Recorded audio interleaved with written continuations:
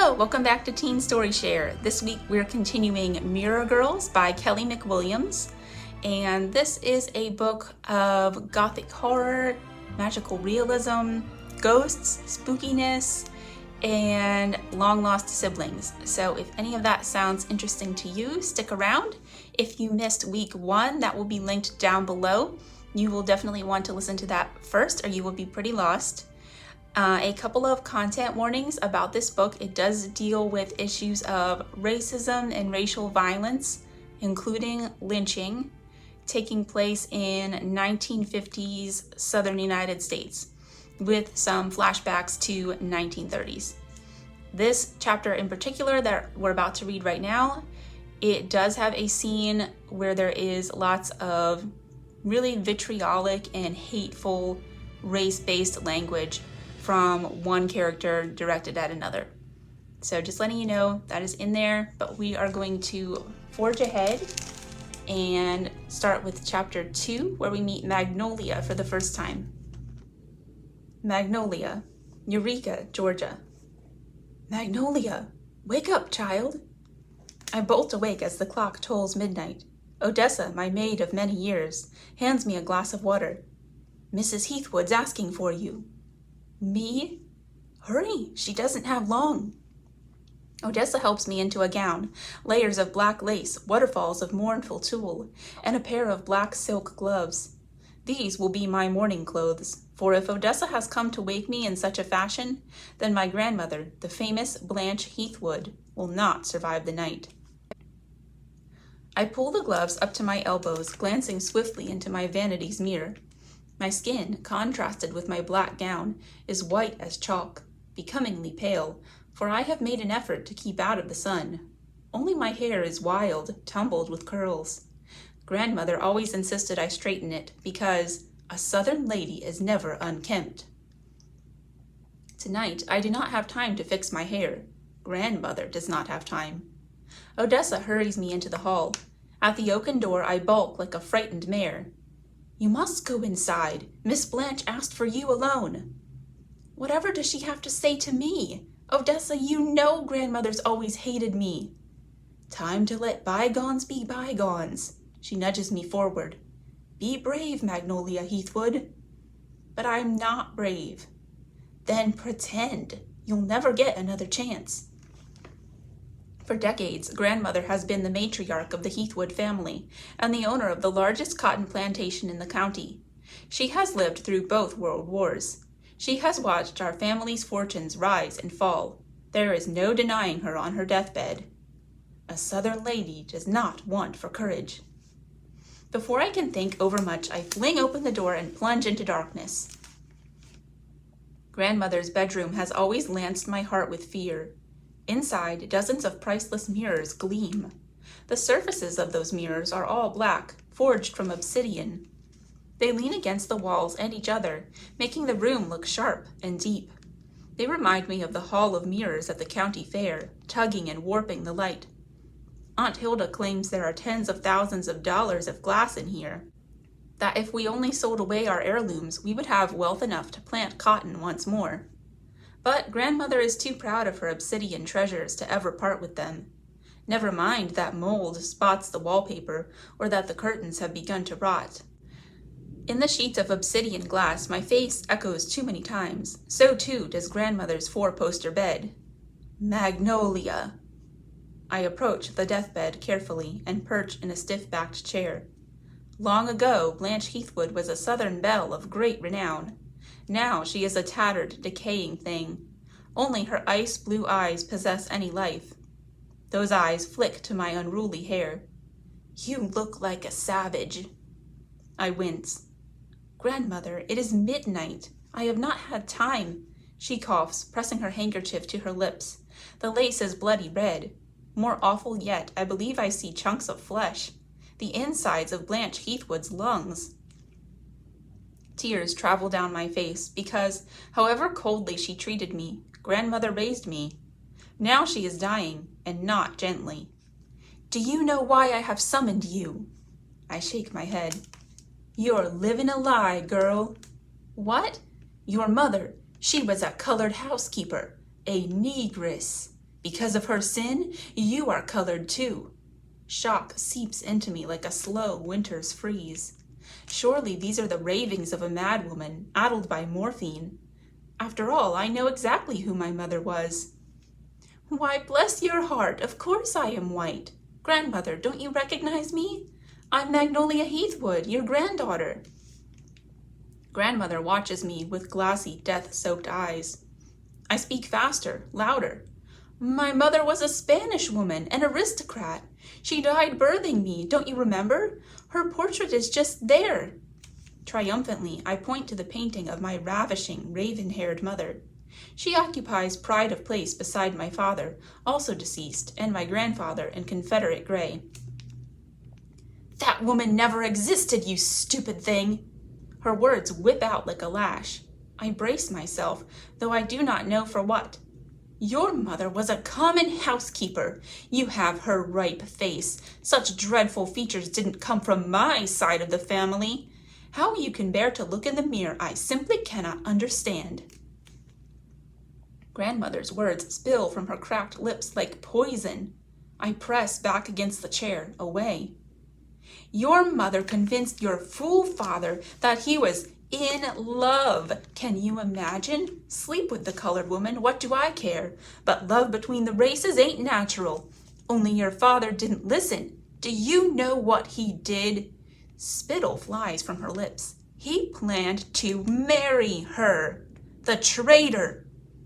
Grandmother is addled, and yet, isn't my hair a frightful mess? And doesn't my skin tan too deeply? Grandmother has always strictly forbidden me from exposing myself to daylight come June. No, no, no. I don't believe you. Grandmother's gaze burns a hole in my cheek. Then I saw you, as pale a thing as ever came from a Negro woman. Though tainted, you would suffice. All at once, decisively, my stomach plummets. A single drop of black blood makes you colored. In Eureka, that is no small thing. We live according to a strict caste system that has not changed for centuries. If this is true, my life will never be the same. Why are you telling me this? Quick as a snake, Grandmother grasps my wrist, nails digging into flesh. She lifts her back from the bed, unleashing the putrid stench of bed sores. My eyes widen, but I do not dare pull away. You must be ever vigilant, for the mere whisper of truth will ruin you. Lord, anyone can see the Negro in your face if they know what they're looking for.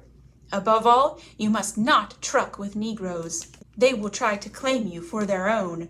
But this family did not survive the Union invasion for nothing. I will have an heir. Magnolia, your place is here. Do you understand me? You belong right here. Grandmother's grip weakens. Her head drops to her chest. Her arm, a white branch, falls. Between one heartbeat and the next, death sneaks between Blanche Heathwood's lips, snuffing her out like a flame. Now I am alone with the secret, Grandmother whispered, alone and dreadfully afraid. Oh, so gently, I lay what's left of Blanche Heathwood against the headboard. Even dead, Grandmother's eyes hate me. I cannot bring myself to kiss her sunken cheek. Colored. Grandmother says I am colored. Lord, I can't breathe. I stand, knocking over my chair. I struggle to open a window, needing fresh air. You gosh damned thing, open, won't you? Open! At last the window flies open, but the air is not fresh. The wind carries the reek of swamp gas over the peat bog, death itself. On the water, putrefying vegetation layers 10 inches thick. Sinking into that quicksand, you can break an ankle, drown. One of Grandmother's obsidian mirrors captures my attention. An antique Beaux-Arts frame rims the glass in gold. Its surface, like all the others, is black as tar. I do not realize at first that I cast no reflection. Your mother was a common housekeeper, Grandmother said. You have her ripe face. I lean closer, searching for my image in the shining emptiness. Such dreadful features didn't come from my side of the family. The mirror reflects the open window, the fluttering curtain behind me, and nothing else. How you can bear to look in the mirror I simply cannot understand.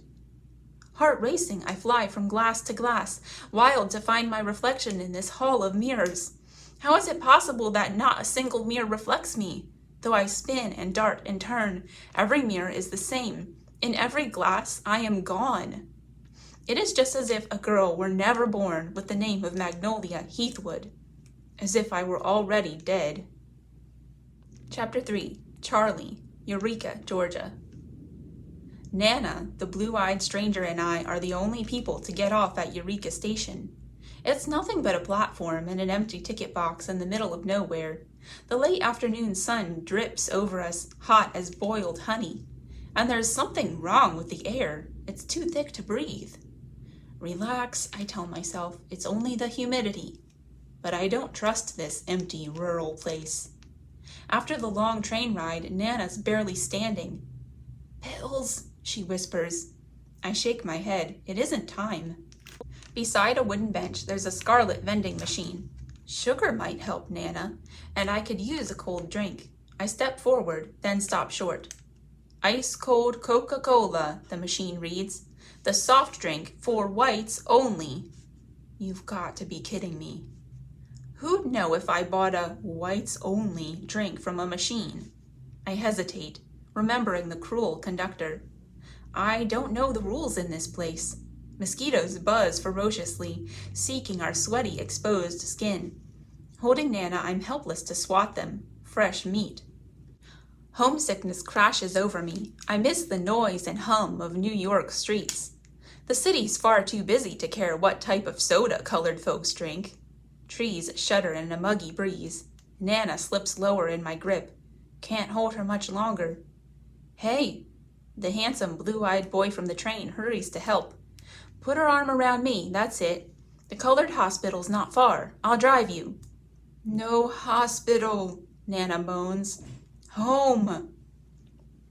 The stranger's eyes meet mine, a question in them. We came all this way so my grandmother could die where she was born.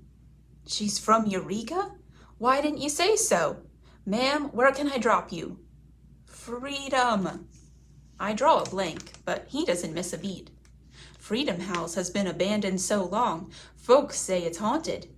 Nana snorts. Folks are right. Wait, you know my grandmother? Sure, the Yates family is famous. Of course, my parents' murders. A horrible thing like that would be whispered about for generations. Now it feels like all my guts have spilled out. I drop my eyes, look away. You must be a Lucian, Nana says. Your people always had those remarkable baby blues. Darius Lucian, that's me. My father's Preacher Lucian. Welcome back to Eureka. Thank you, child. Nana's cane clatters to the platform. She sags, fainting. I panic. You've got to help her. Please, she's sick. Let's get her home. Call the doctor from Freedom House. You got a line? Don't know. We came in a rush. Darius scoops Nana up like she weighs nothing. He nods to a parking lot. See that Cadillac? You ride with me, Charlene, and I'll make sure you and your grandmother get home safe. Nana in his arms. I let Darius Lucian lead me to his car. Only as I'm sliding across the leather seats do I realize with a jolt that he knew my name, even though I never told it. He called me Charlene. I don't like Eureka any better from the car. We drive past nice white people houses with emerald lawns, past playgrounds and shops on Main Street. Weirdly, there's nobody outside.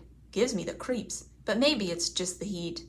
Nana's beside me in the back seat, passed out. I hang onto her hand. Darius's Cadillac rumbles across the small wooden bridge, and I read the graffiti scrawled on the side. Negroes, no crossing after sunset, or else. Only the graffiti doesn't use the word Negroes. Chilled, I scoot closer to Nana. On the colored side of the river, the road isn't paved anymore, but plain dirt. Like Negroes don't deserve to have their roads paved. "Welcome to Colored Town," Darius says. We trundle past shotgun houses on concrete blocks, poorer than anything I've ever seen in my life. Here, people are out, despite the heat. Women hang laundry and tend weedy gardens, while hungry-looking children play around them. The women's backs are stooped, their faces tired. I'm relieved when we turn off that road, heading into dense woods. Pine trees stretch so tall I can't see the tops of them. Soon, thick vines trail across the Cadillac's windshield. A clearing appears in the wilderness, and a small cottage. Darius parks on the grass. "Here we are, Freedom House." "Oh," I say. Freedom House's front door is painted bright ocean blue. There's a wooden porch, 2 battered rocking chairs, and a drooping roof. Creeping plants kiss the porch stairs, like the house is just an extension of the wilderness. Another branch, another vine. My eyes fill, thinking of Nana weeping in our kitchen on 125th Street. Every year on the anniversary of my parents' deaths, she'd let herself remember, clutching her elbows and sobbing into her arms. Next morning, she'd dry her eyes, get back to her life. She'd tell me, "Life's a battle, Charlene, got to keep swinging." And, "There's no such thing as happily ever after, not for colored girls." "Come on now," Darius says, "let's get your grandmother inside." Stepping out of the car, I'm hit with a wall of tumid river stench. "What's that smell?" Darius slams the car door shut. "The river. It's mostly swamp. Don't worry, you get used to it. Where are you from, anyhow?" "New York City." A bemused smile lights up his face. "Well, okay, Miss New York." Darius carries Nana to the ocean blue door. I worry it'll be locked, but it opens easily. Then I'm leading the young man through my mother's house, the only place she ever lived before she died. The kitchen's a wood stove and a pantry. The living room, a single rocking chair. The furniture's unpolished, but there's not a cobweb to be seen. The little country house gleams with lemon oil. The house, it's so clean. Bet you the church ladies threw a cleaning party. They'll have stocked the icebox, too. Your Nana must have told them y'all were on your way. Look there. An envelope reads, "To Jeanette and Charlene Yates. God bless. Welcome home." But that's wrong. 125th Street is my home. I pick the envelope up anyway, drop it in my purse. Then I turn my attention to a long, dark stretch of hallway. My skin crawls. I'm afraid, but I can't say of what. Even in mid-afternoon, it's too dark inside this house. Moving quickly down the hall, I switch on lamps, flooding the place with amber light. My arms break out in goosebumps opening the first of 2 bedroom doors. Inside, a twin bed's all made up. The only decoration is an embroidered hoop, the kind Nana used to make before arthritis ruined her hands. I swallow. I think this was Nana's room. You know, before the murders. Darius lays my grandmother on top of a quilt. "There's a phone in the kitchen. I'll call the doctor, Miss New York." When he's gone, I give up being grown up and crawl into bed with Nana. Her eyes flicker open. We made it. You feel it now, don't you?" "Feel what?" "The veil. How much thinner it is here." "Oh, Nana." I put my hand on her forehead, checking for fever. She swats my hand away. "I'm not fevered. You're the one in danger. Northerners don't believe, but in Eureka." Truth is, I do feel something. My eyes scrape the dark, alert. Nana's hands are too dry. Did she remember to pack her shea butter? Suddenly, it seems like the most important question in the world. "When I die, the veil will be even thinner, nearly gone, so long as my spirit's hanging around. Find a mirror. Your mama will tell you all you need to know." I want to block my ears. "Stop! You still have time." She shakes her head. "Be careful here, Charlene. Freedom House is old. She doesn't take kindly to strangers. Remember, nothing ever changes in Eureka, and nothing ever dies." "You're not making sense." "Keep on swinging," she murmurs. Hearing our secret phrase, I smile through a haze of tears. I still remember the day Nana caught me swinging a baseball bat in the middle of our street, trying my best to keep up with the boys. When she shouted my name from our apartment window, I was sure I'd get a scolding. Instead, she cheered, "That's it, Charlene! You keep on swinging!" It became our phrase for everything, keep on swinging. It meant, keep fighting, even if you'll probably lose. I never was any good at baseball. In her country bedroom, Nana's eyelids flutter. I reach for her hand, and then she slips, too easily, into sleep. "Phone's out," Darius appears. I jump out of bed. "I'll call Dr. Colt from my house. He'll be here in a few hours, Miss New York." Actually, I go by Charlie. Amber lamps flicker out. Across the swiftly clotting dark, Darius's eyes lock with mine. I don't for 1 second believe in ghosts, but this house isn't right. Walls stink of unfinished wood, shadows coat the doorways thick as paint, and the air crackles. Storm's coming. "You don't think the house is really—" I trail off, feeling foolish. Nana shifts. "Marie, the man's white! It's not safe!" At the sound of my mother's name, a chill streaks down my spine. Nana's eyes roll under her lids like she's fighting a war inside. My voice pitches high. "Darius, I think you better hurry." He settles his white hat on his head. "I'll be back real soon, Miss New York." Then he's gone, and I'm on my own. I've lived in tenement housing all my life. In those small spaces, you're never alone. Can always hear a baby squalling, a couple arguing, children laughing. Here, the silence is so thick it feels malicious. "Nana, what's wrong with this place? What's happening?" She's sunk too deep to hear. Outside the window, the sun slowly sets. Another lamp flickers, hisses, and burns its bulb out. I huddle close to my grandmother. My eyes battle shadows, the room's deepening layers. Words cling to my lips, a question that makes no sense. "Mama," I want to say, but don't.